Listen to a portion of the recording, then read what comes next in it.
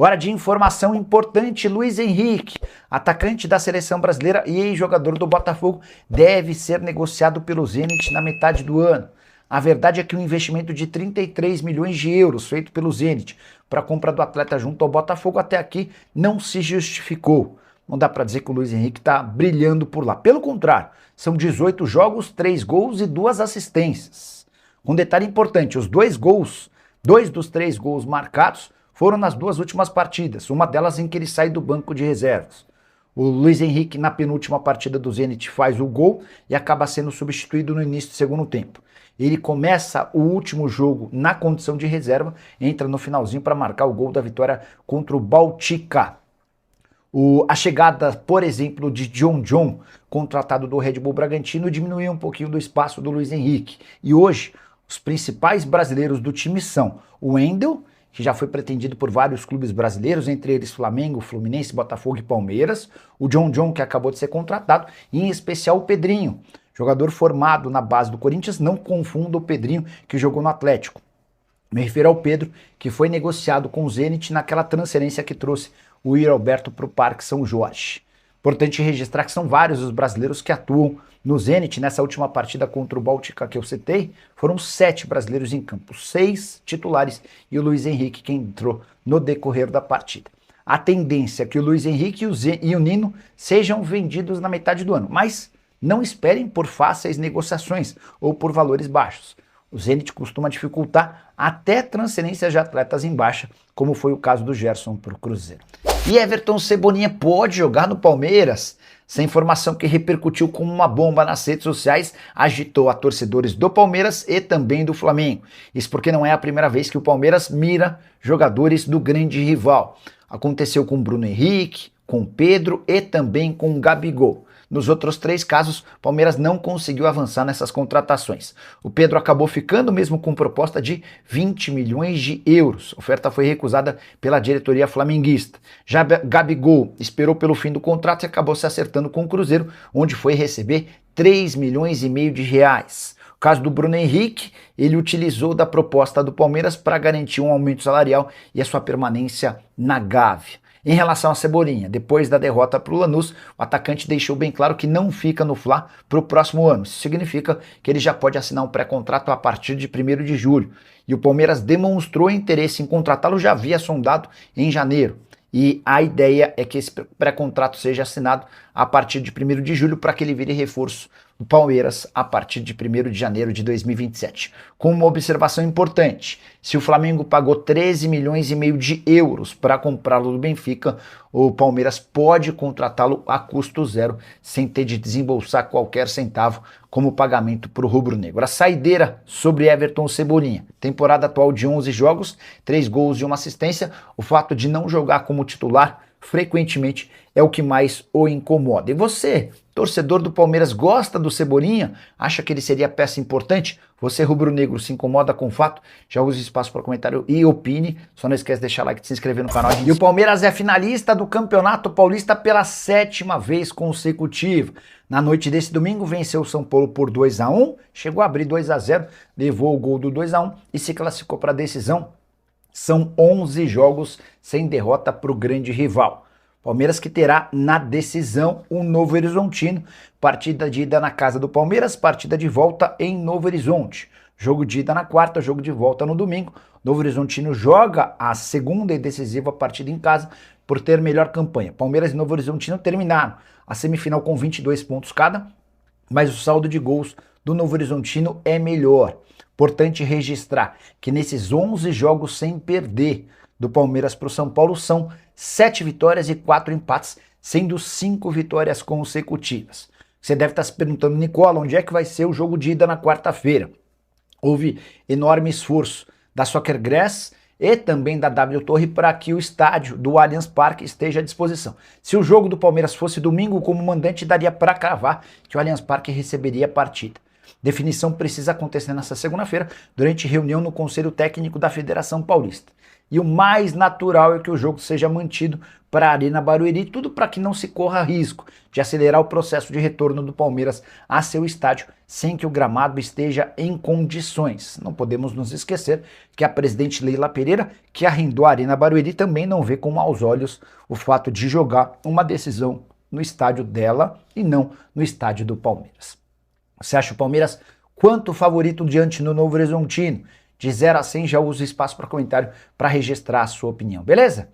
Hora de falar sobre o outro lado do clássico, o São Paulo na bronca com a arbitragem de Daiane Muniz e suas assistentes. Tudo porque o São Paulo, quando perdia por 1 a 0 no início do segundo tempo, teve um pênalti a seu favor não marcado. Lucas chuta a bola, que bate no braço esquerdo do Gustavo Gomes, o braço estava bem aberto.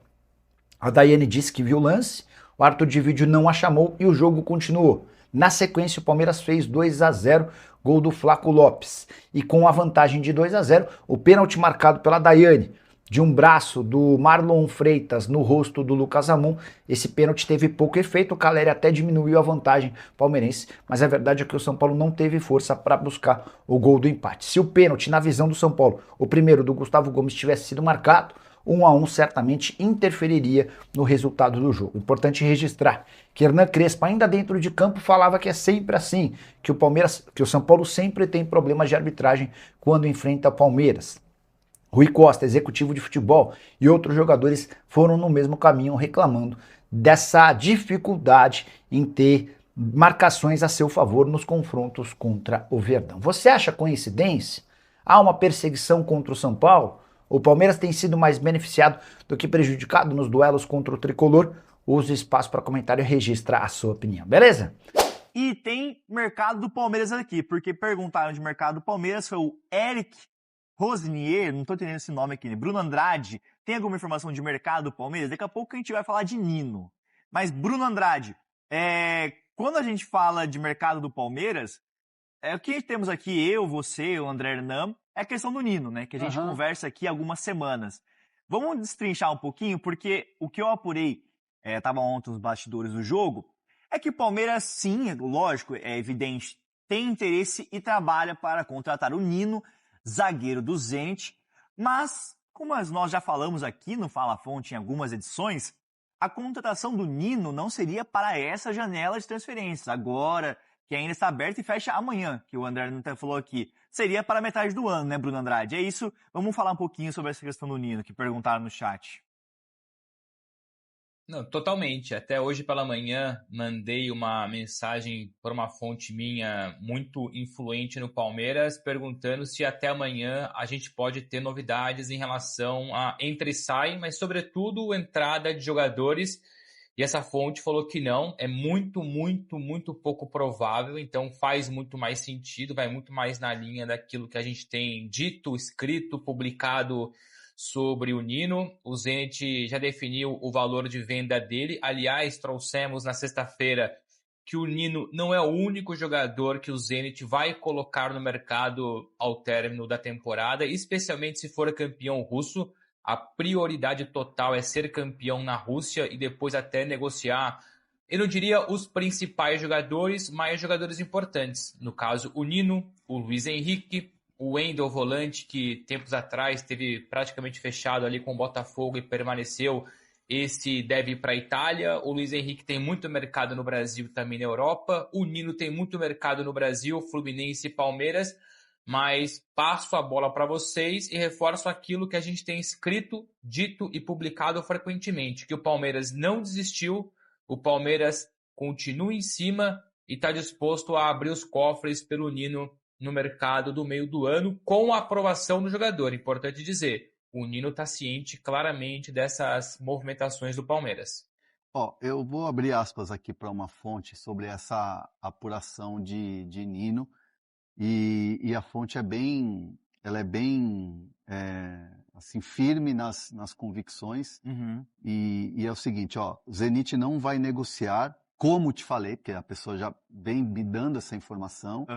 E aí ele diz assim, conversamos com o Zenit hoje e a posição não mudou, segue igual. Conversa, né, de quem está ali próximo dessa negociação. Com o Zenit. Zenit, mudou alguma coisa? Mudou alguma condição? O Zenit respondeu, não mudou nada. Não tem acordo de venda com o jogador, né? Não tem esse acordo de venda com o atleta, com o próprio Zenit. Isso vai fazer sentido, ou como bem disse o Bruno, o Zenit vai colocar o Nino no mercado no final da temporada, mais pro final da temporada. O que é o final da temporada? O final da temporada europeia, que é agora no meio do ano, antes do começo da Copa do Mundo. Então, esse é o panorama. Do lado do jogador existe sim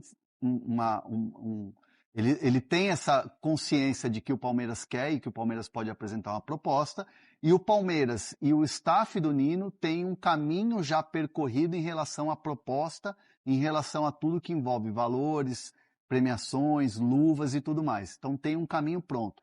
O que o Palmeiras quer fazer nessa questão do Nino e que ainda não tem uma resposta do Zenit, porque é o que a minha fonte acabou de dizer. Ontem foi conversado com o Zenit sobre alguma mudança e o Zenit disse que não então mudou nada. Nova conversa. Não, mas não é conversa. Então, é que a gente não pode falar que mandar um WhatsApp ou fazer uma videochamada é uma reunião. Porque a gente às vezes fica muito nessa coisa uma de... atualização. Uma atualização. Não teve nenhuma mudança do panorama. E é importante também a gente falar que o Palmeiras tem o quê? O desejo de fazer essa operação toda até maio. Por que maio? Porque aí o jogador, você já consegue ter a certeza que você vai ter o jogador antes da parada para a Copa do Mundo. Em maio, né, me disseram lá nos bastidores do Palmeiras que até maio já está resolvido o Campeonato Russo. Porque assim, o que o Zenit não quer abrir mão é dos seus titulares nesse final de temporada, quando o time disputa o título.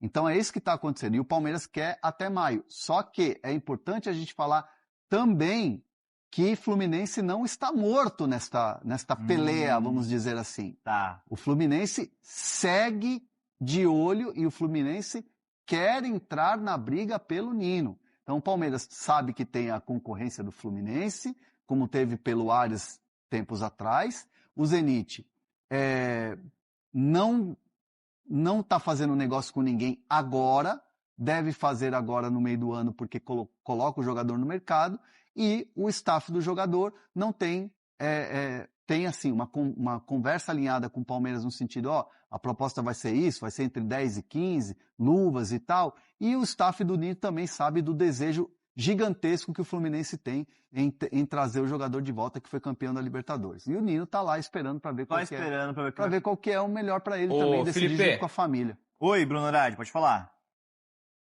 Não, só para completar e, enfim, complementar a informação do Hernan, enfim, semana passada conversei também com uma pessoa que tem feito praticamente todos os últimos negócios ou intermediado os negócios no Zenit. Até para reforçar em relação a valores, vou falar do Wendel, vou falar do Luiz Henrique, mas também subscrevo aquilo que disse o Hernan. O Nino hoje é jogador para o Zenit, hoje, né? Veremos depois para o fim da temporada no caso, mas hoje é entre 10 e 12 milhões de euros, o Wendel 25 milhões de euros, o Luiz Henrique entre 40 e 50. E é curioso que na semana passada, quando passaram a informação que, olha, abre o olho que o Zenit talvez venha negociar o Luiz Henrique no meio do ano. Eu tinha a impressão, a minha interpretação era de que o Luiz Henrique era indiscutível, titular absoluto. E essa pessoa disse não. O John chegou e talvez brigue por espaço com o Luiz Henrique. Indiscutível mesmo são dois jogadores. O Wendel, que é dos principais jogadores da Liga Russa, e o valor dele de 25 milhões de euros não é só o valor de mercado, é a multa rescisória dele. Para ele permanecer mais um ano no Zenit, o Zenit desceu a multa rescisória dele. Por isso que o preço é, entre aspas, aí apetecível para muitos clubes do futebol europeu. E no caso do Luiz Henrique, eles explicaram que ele não é indiscutível. Primeiro porque, como eu disse, o John chegou. E para minha surpresa, eu não acompanho o futebol russo, vou ser muito sincero. Mas que o jogador do Zenit hoje é o Pedrinho. Esse para eles é fundamental. Então o Zenit vai mexer bastante no mercado do meio do ano, entre eles o Nino, como vocês têm falado aí desde o começo da live. Valeu por acompanhar mais um giro de notícias do Palmeiras. Aqui você fica sempre bem informado sobre tudo o que acontece no Verdão. Deixe seu like, se inscreva no canal e ative o sininho para não perder as próximas atualizações. Até o próximo vídeo. Forte abraço.